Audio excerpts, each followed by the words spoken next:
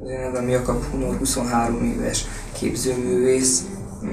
Kolozsváron tanultam a Kolozsvári Művészeti Egyetemen festészet szakán.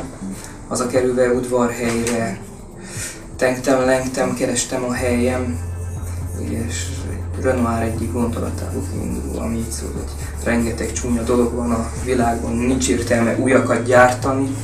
Ott az alapötlet, hogy akkor csináljunk egy olyan helyet, ahol szép dolgokat csináltunk kicsikkel, nagyokkal együtt. Tudom, hogy mi a rossz az itteni oktatásban.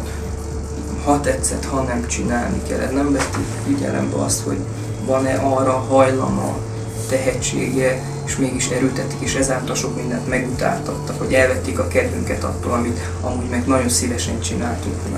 Aki tehetséges, azt ki kell szűrni, és ez az én dolgom, azt szeretném, hogy járjuk iskolára, megkeresni azokat a diákokat, hogy tényleg van miért ide jöjjenek, valaki valamiben jó, nem értelmetlenül jöttünk a földre.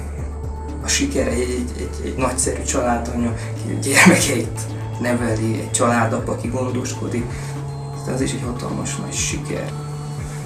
És hogy én sikeres vagyok-e, azt nem tudom megmondani. Azt majd megmondja az utókor, hogy tényleg letettem valamit az asztalra, vagy nem, mit csináltam, értelme volt, vagy nem. Tehát a művészet az nem a sikerért csinálja, nem a siker hajt minket abszolút, hanem saját magunk örömére alkotni valami jót, valami szépet. Minden attól függ, hogy kitartasz a terveid mellett, célod mellett, vagy nem. Ennyi az egész.